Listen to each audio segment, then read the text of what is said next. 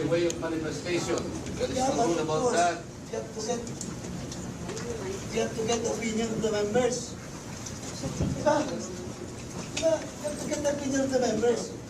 You get your members. Yeah, of course. Let the members say their piece.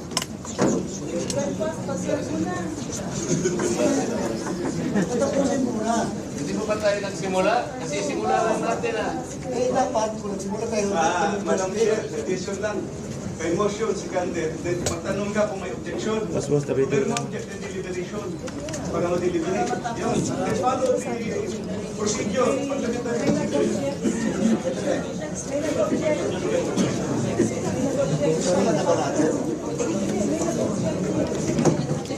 pag may objection, may deliberation tayo. Hindi po yun eh. Tinatanong kasi, sagutin ninyo, if this community has the right to discard a well-kept tradition, is this committee authorized to set aside the tradition?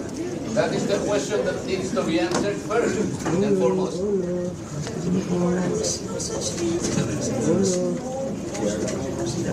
Pwedeng bigutin yung mic. Nagtatanong po ako, Madam Chair. Incidental na ako. Ako lang nag-incidental na ako. Wala papasok sa mic natin. To you, a long-standing, time-honored tradition.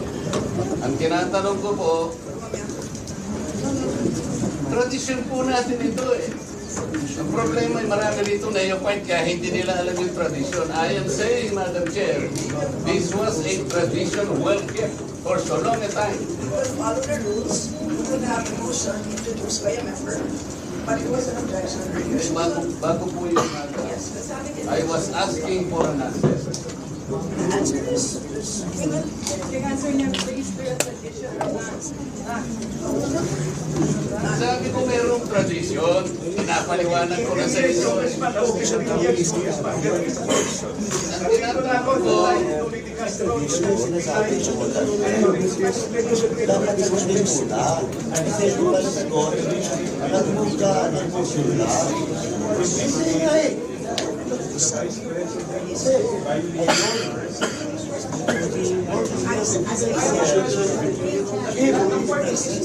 Excuse po. Opo. and it's extended at the start. At the start, it is extended before intervention. This is required because the petition is suspended, and it is also introduced by a member, which will be parts of the petition. So it's not a petition. There's no such authorization to set it aside. magano na muna tayo para ma-record. Para ma-record. Ito, di na kami ito. Record, sabi tayo po ngayon ito.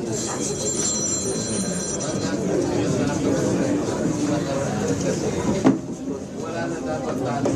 Ang nangyari, a barrage of questions. That's why I'm asking. Bakit natin ginawa yun earlier? Are we not already respecting a tradition well-kept ko yung sarap? Hindi nga pinagtatanong ni siya. Meron pang prantinela, whatever. That is disrespect to the office of the President, Vice President. So ano na pinagtatanong niya sa kanila? These questions never happened before. That is the one I'm explaining to you. It did not happen before. Now, ang tanong ko po, bakit nangyari po nung nakaraan, nangyayari na naman ngayon? You may not like the person, you may not like her presence here, but you have to respect the office of the Vice President. That is all, because that is guided by the tradition. Kahapon po, kagaya po na sinabi nila, wala nang pinagtanong sa office of the President, and that is correct. That is in line with that tradition. Ngayon po, kung ang tinatanong po ngayon, are we discarding the tradition? And is this committee authorized to discard a well-kept tradition? O kaya nga, then why are we intending to ask questions na naman at pinatawag nyo na naman kung sino-sino dito? That is why, kung hindi po kayo makakasagot, Madam, ang tinanong ko na sa inyo, I am now moving. Oh, prati-pratinela pa. Saan po ka nakakita ng gano'n? This did not happen anytime. Panglabing pikas taon ko na po ito.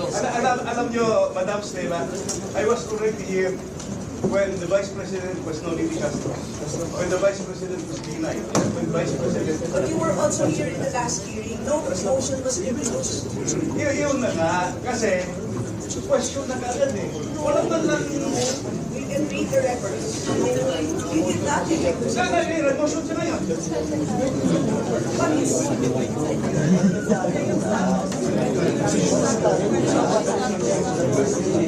That is the manifestation of the Constante Napolita, and it should be answered by the members. Motion, then after that, Napolita will vote the motion.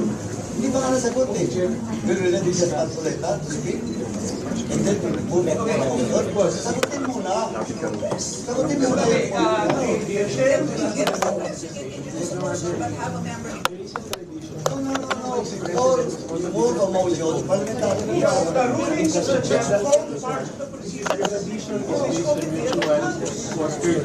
have to answer the reason. Sagutin muna. Then saka mag-move. Saka mag-move.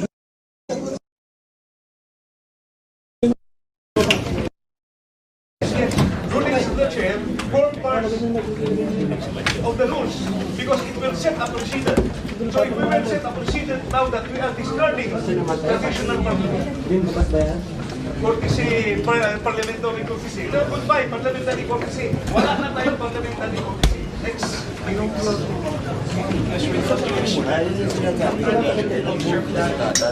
Dapat may first answer your query or your manifestation. Then after that, Chairman ang tinatanong ko, pira naman dapat.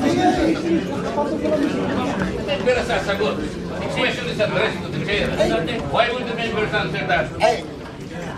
we don't have the authority to speak. Kalokohan naman yung pinagsasabi. Why the chairman only speak? Di ba kami pwede salita? We are also members, we just the same. Dahil alam mo yun. Alam mo yun. Can the vice chair cannot answer your query if he has the answer? Pwede. Pinag-uusapan natin ang chairman ang sasagot. No. It is not only the Ba't chairman. magsasalita ng ganyan? Well, back in, salita na kayo. Kaya naman ito report. Hindi pwede magsalita yung iba. Hindi pwede yung chairman lang. Di ba? Di ba? Pwede ba yung dati? Sa parliamentary procedure in the House that the members cannot speak. Pwede.